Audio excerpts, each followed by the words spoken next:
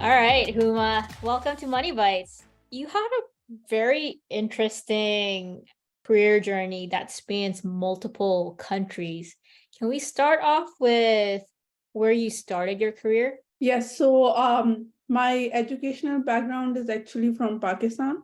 And I did my engineering in computer science from there. I did my master's in computer science. And then I went on and started off as a lecturer of programming. And I was also teaching some advanced topics like artificial intelligence and graphics back in 2013. And then I felt like, I need to study more. And also I had this feeling of, I wanted to do research and PhD. So I applied to the US. I got into a program called engineering education at Purdue University, where I used my computer science skills and also my educational background and experience. That's amazing. What got you into computer science in the first place? So actually, when I was in high school, I wanted to do majors in English literature. Oh, It's very different than computer science. So but my father, he wanted me to pursue a career in accounting. uh-huh. So for a few days, we were having these conversations around, okay, now you're going into like college and what do you actually want to do? So college is actually high school in my country. And that's where you decide which subjects you're going to pursue. Is it going to be arts or science? So there are like 4 to 5 different combinations you can take. So my dad was like, go for accounting. And I was like, I want to do English literature. And then after 10 days, we were sitting and not agreeing on one of them. So my dad was like, okay, let's not do accounting, but also let's not do English literature. Why don't you go for computer science? Because you're so good at, tech, and you explain me everything and you already know how to, do programming at this age. So why don't you think about it? And then I thought about it and I was like, yeah, I can do that. Oh wow, that's amazing. So let neither of us get what we want and go down a third round. Exactly. So it was like a win-win for both of us. That's amazing. Yes. How did you find computer science once you got into it? So because my high school was all girls institute, there were no boys. So I found a couple of girls who were like really good at programming and our interests really matched. And we were always, like competing with each other to write a program and who wrote it more efficiently. And then I think I was also very fortunate to have an instructor who was very supportive and always challenged us, that I felt like I can do this. I'm really good. Like I kind of felt like I'm in the top 5% of my class. And Wow, if I pursue this field, I can do really well. So that was something which, which kept me going towards computer science. that's amazing. And then you came over to the US. You also worked in the US for a while, and you've also worked in Pakistan. What do you think are some of the cultural differences? In Pakistan, I have worked in academia. I haven't worked in the tech industry. And then in US, I have worked in academia and also the tech industry. So I have experience in startups, in large scale companies, and also academic settings. So I think too, I can really compare our academic settings. So one thing I've seen in Pakistan is that where I taught and where I studied myself, they were all girl institutes. Mhm. And here in US, because I have experience at co-educational institutes or big universities, so I have seen, men with women in these computer science engineering classrooms. So that is one difference I've seen. And I see that women in US are actually a little bit less confident than women in Pakistan. And one reason is like the harmful comparison they do with the male peers, just because the male peers coming in those classrooms have AP computer science they have done, and these women did not do those courses. So when they sit on the same table, they're thinking like, oh, these boys, they have more programming experience, they know how to write programs, and we don't know. So are we, at par with them? Should we learn more? So a lot of them are sitting in a very confused stage. Mm-hmm. And then I do feel like overall, even in Pakistan and US, women lack this confidence that they can do programming. And I think that comes way back from school time.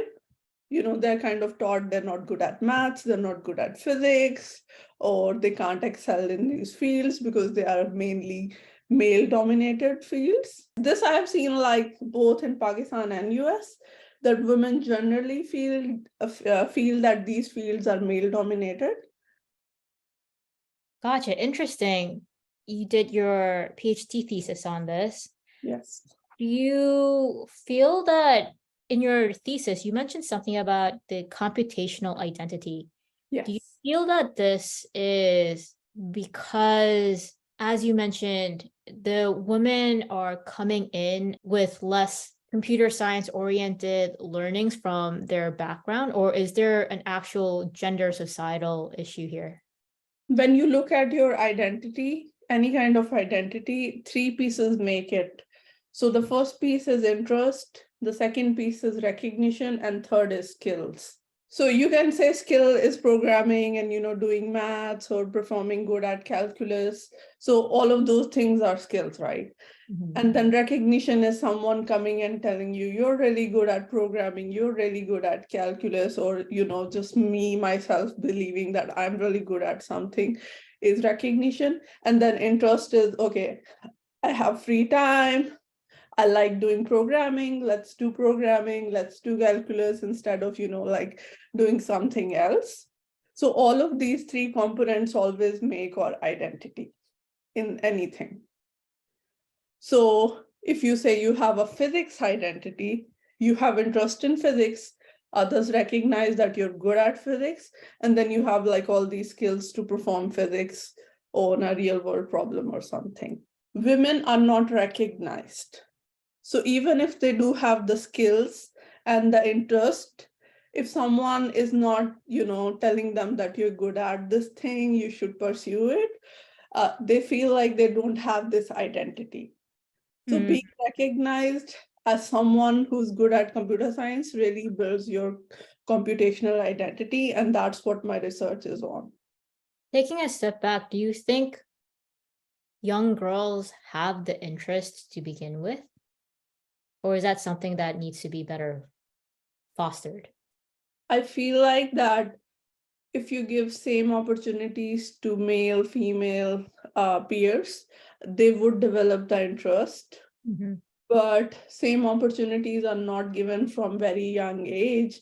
If you look at some studies about using STEM toys at very early age, you will see that most of these toys are being bought for male sibling, male child, and there's a big difference in the percentage when it comes to buying these toys for them. So only 7% of the STEM toys are being bought for girl child. Hmm. You also mentioned in terms of recognition being super important of a girl maintaining her interest. What do you think made your father and your high school teacher unique in, believing in you and fostering you and pushing you towards that direction? How can we have more of your father and high school teacher? So my father was always very different than the cultural father we have in Pakistan. He always, looked at what interested me, Mm. and he did not like look at the society we were in. So he was like, okay, if you like doing maths, let's do maths. I'll get you, all the books, all the resources you want to. So he was more attentive towards my interests rather than deciding a career trajectory for me. And he was always very willing to be on the table to talk about my interests. Like even in high school he wanted me to do accounting, but then we were sitting on the table and talking about what are the good options for me.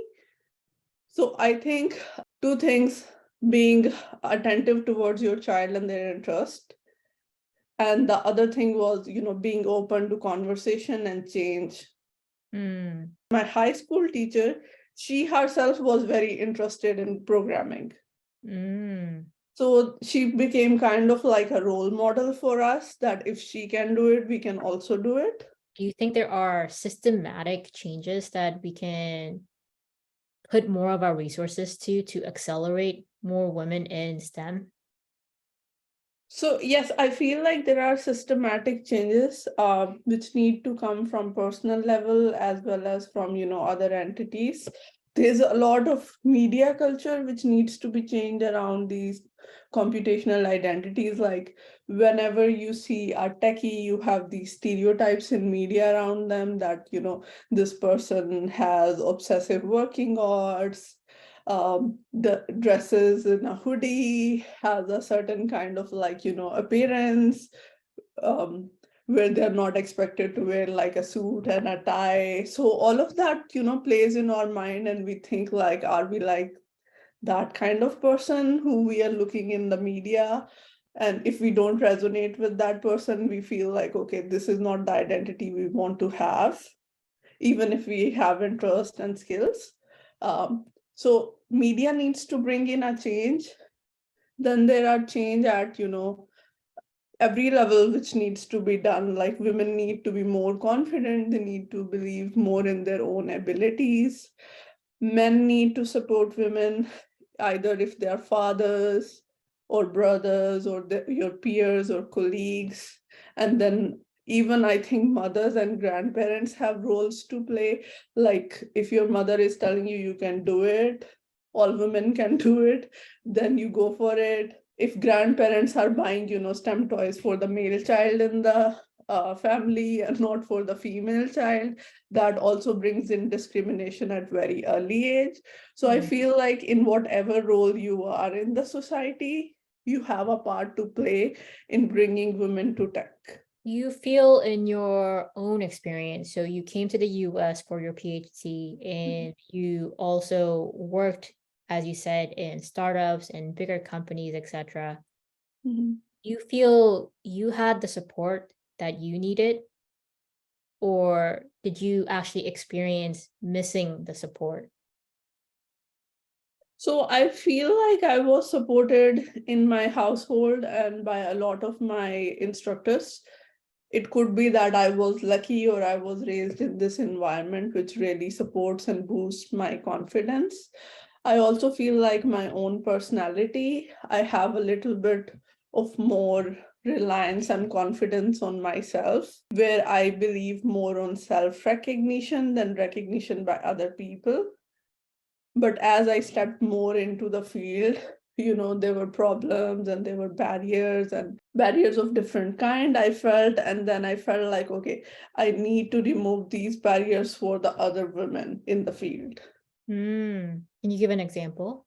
When I got married, or when I was single, I had more time on the weekend, so I was going to these work meetings or resolving issues sitting on weekends. So um, my management was very happy with me. They were praising me in weekly meetings. They were saying, oh, she comes even on weekends and she resolves problems, so we want employees like her. And then at that point, I didn't think much about it. But once I had my son, life kind of changed. And, I was not available over the weekends to do these meetings. And I had a very limited time frame I had to work in. For example, the nanny was only coming like 8 a.m. to 4 p.m. So I had to manage all my work in that time. So um, once I went back and things were changed, I felt the environment was not as supportive because they wanted me to come in these extra meetings and I was not available. So I felt like what I was doing earlier was maybe not a good strategy, or women should not be like, giving time on their weekends, even if it is available or free. So I learned that the hard way. And my management by that time was expecting that I would be doing that. my performance was evaluated based on my availability instead of my skills. So when I got my performance review, there were things which, a lot of things really were based on my availability issues. Mm. So even though if I was completing my work or resolving the things, they were expecting more from me because I had more availability before becoming a mother. Mm. So if I was working on weekends earlier and not now, my performance was being evaluated on that availability too, when it's not actually a part of my job to go and work on weekends. Yeah. Especially the topic of maternity leave and parenthood, it really affects women more than men. Mm. It's not just like culture and setting expectations. It's like understanding that the other person is in a very different situation. Like if I'm a mother, I'm sole responsible for my child, kind of, because there are a lot of things which only mothers can do and fathers cannot do. Breastfeeding is one of them. And the tech culture in Bay Area or other big cities, they don't support like breastfeeding breaks. Mm-hmm. Uh, and if and then they don't give you enough of paternity or maternity leave.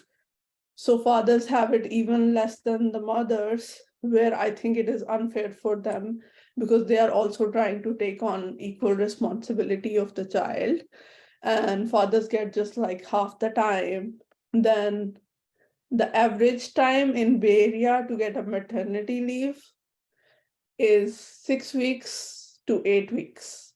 Oh. And that's not even enough to fully heal your body and have bonding with your baby. Whereas like other countries like Norway or Europe, they have really good policies around parental leave. So mothers get at least like 6 months to 1 year. So I do feel like US, when it comes to the paternal leave system, is really giving less time and asking you to put excessive work hours as parents. You feel there are things that we as employees can do to surface this to in the discussion with our employers? I remember I went in a negotiation meeting about my maternity leave with my manager and higher management. Oh And no, then you we had to decided, negotiate your maternity leave? yes, because at Oh. that time I was working in a startup and they did not had like any concrete policies around what should be the maternity leave. Uh-huh. So they were building a policy around it and they wanted to take my perspective into it. But it really came down to, okay, what is the average maternity leave in Bay Area? Mm-hmm. And they just wanted to match that. So the good average maternity leave time in Bay Area is 4 months, which is 16 weeks. Mm-hmm. And then it just came down to those 16 weeks. I feel like, these policies should be made on case by case basis, depending on your employer and what kind of situation they are in or what kind of medical problems or emergencies can occur. So there needs to be a more descriptive policy Mm-hmm. instead of saying that, okay, you're going away for 4 months and then you have to come back. So things need to be more flexible around that because you're having like a life change. Yeah. And then also there are payment issues. So if you're Mm. working for a startup, they're usually not paying you anything during your maternity leave. Oh wow. And I then the California government does gives you like, I think it's 40 to 50% of your salary for 2 months out of those 4 months. So if you're a woman, you're really suffering with respect to the budget because your company is not paying you or giving you a paid maternity leave. And then the government is also, they know if the policy if women are out for 4 months, they're only paying you for half of that time and even half of that salary. I did not know about this. I didn't know until I became Yeah, I think that's one of the big issues in that until you have a child, this you just assume the company will take care of you, and that's not the case. I think many of us are also learning through these massive tech layoffs that no, Yeah. the company is not going to take care of you. I know a lot of women who were laid off during their maternity leave, I saw that too. Yeah. but it's not like legally allowed. And then if you want to fight back against the company for doing something illegal, you are kind of rejecting your severance pay. So you're Oh, saying, I'm not going to sign off the layoff contract, and I'm not going to take the severance pay just because I have to fight against the company for laying me off during a maternity leave. oh. Do you feel we're improving, or are we at a stalemate, or are we regressing? I think we are like at a still spot where we are not regressing or not improving in terms of the maternity leave policies. I was told, like, when I was going on maternity and I negotiated that, I wanted my pay, um, because you're legally required to give me the maternity leave. I was told that, we pay you a lot and then we need a replacement for your work, and we are also going to pay the replacement. So we cannot take that much of expense. Hmm. So these are the kind of arguments companies are giving in Bay Area to women. So this is not called support or inclusion or diversity. So I feel like we are in still water when it comes to these kind of policies, and this needs to be revised. It's really interesting how you mentioned diversity, because it's absolutely true. The culture in a lot of these tech companies seem to be diversity. It might not have been resolved, but at least we're starting to talk more about race diversity and, you know, age diversity and whatnot. But in terms of family diversity, that's a really good point. Yes. In our pre-interview, you also mentioned the lack of support when you returned as a mother. What was that experience like? So the first thing was going by the paper, that if I was granted 16 week, there's a fixed date I have to come back on. And I felt like that should have been negotiated based on, whatever the company is going through or what I am going through. So if the company wanted to extend the leave, they could, but if I wanted to extend the leave, it was not on the table. So it felt very one-sided going back. Hmm.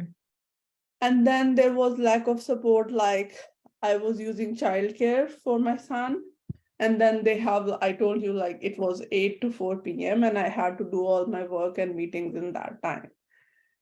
So my manager knew my situation, but still there were meetings, scheduled at 6 p.m. or 7 p.m., which were to be done and were urgent.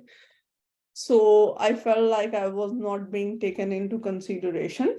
Mm. I also felt like I went back after 4 months. There were a lot of changes which already happened. And I was just like briefed in one meeting, whatever has changed. And then I was expected to, understand everything which has changed within a week based on one meeting. And then whatever mistake happened when I was on my own mat leave, I was expected to resolve it within a month of coming back. So I felt like there were a lot of unreasonable expectations. And yeah, so I felt like, I was not supported enough. I should have been given more time to understand. It's interesting because onboarding, I think, is different from reboarding in a Yes. sense. And yeah, no, I can definitely understand the anxiety and the frustration that it can take when you're trying to adjust to this whole new family dynamic, but at the same time, you do want to perform well. You do want to prove that, hey, I'm coming back and I can perform at the level before I left, but just physically, mentally, like everything has changed. Yes.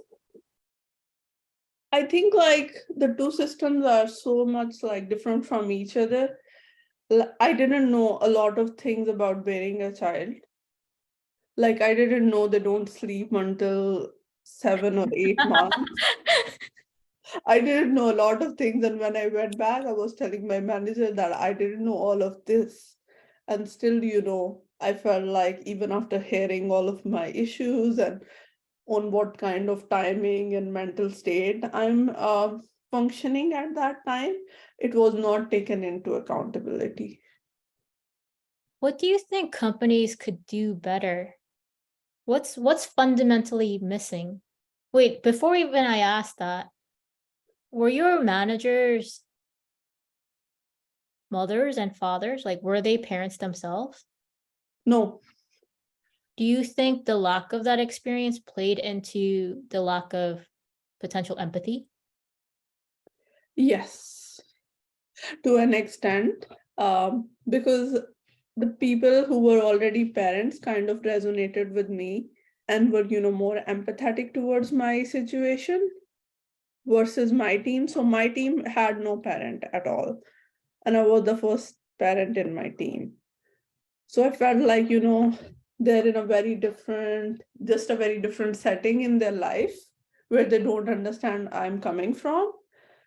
I kind of feel like, companies need to have these mental health resources where they have at least like a psychiatrist or someone who can talk to and resolve these work related issues. Like if my personal life is affecting my productivity at work, I need someone to talk to. Mhm. Maybe I'm not 100% comfortable talking to my own manager about my mental health issues. So just having those kind of resources for your employees, being more empathetic towards them, and trying to understand, their situation or like why a problem arised would really help. Yeah, absolutely. This isn't necessarily just a women's issue. You mentioned very validly that it's not just a maternity problem, it's a paternity problem as well. Mhm. So just that diversity and empathy, the need for that. Unless we're saying all of the Bay Area culture and sort of tech culture is against increasing our family. um, yeah, definitely a lot of work that's still needed. And it seems that experience has propelled you to the next adventure in your life. Can you share more about what you're up to these days? So after my full-time job, I started working as a mentor for women in tech because I know, I have these managerial skills and also tech skills which can help other women excel in their fields. So I'm working with an org called Women in Tech. It's in SF, and currently, so they give me every 3 months, they give me like two different mentees, which are women either doing a job in startup or a big scale company. And then I kind of help them with whatever issues they're facing.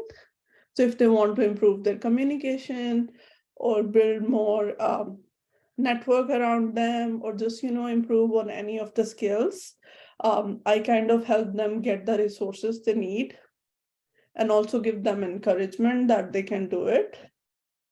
So that's more of like a half-time job I'm doing, and it's very flexible because it kind of works for my schedule. I can do like parenting and focus on childbearing, at the same time, also be in field and help other women achieve their goals. I'm doing some research with Stanford. I'm also thinking about starting my own startup where I'll be working on content for toddlers, because right now a lot of content on social media or just media, it causes a lot of learning disabilities. Hmm. So we need content which is more focused on that the toddlers or children can develop healthy milestones instead of going into learning disabilities. Because if you specifically see US, more children have learning disabilities than in other countries. Do you mean there's more learning disabilities in the US? Yes.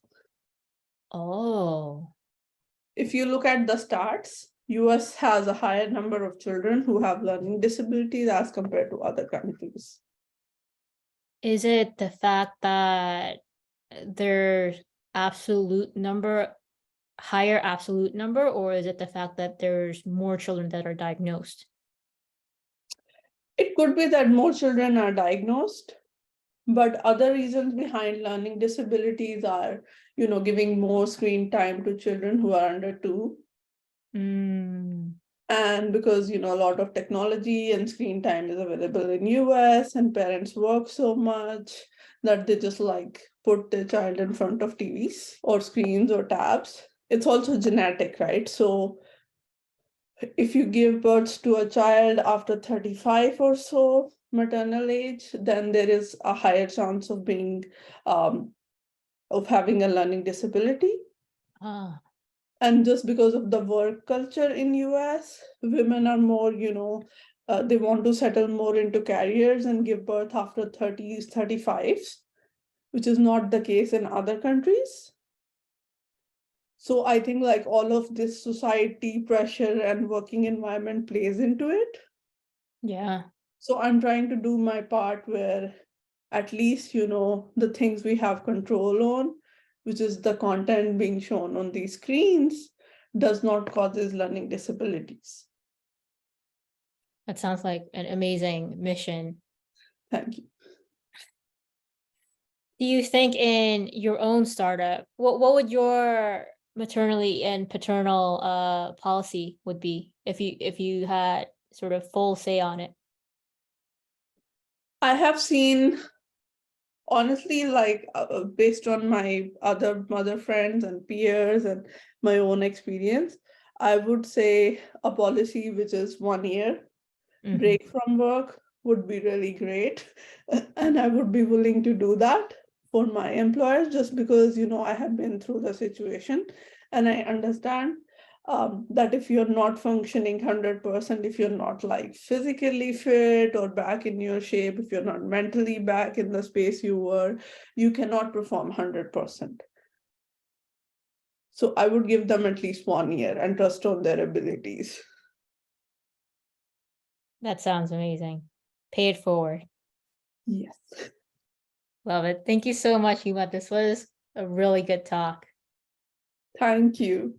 I'm glad you called me. Awesome. Looking forward to hearing more about your startup when it comes to the market. And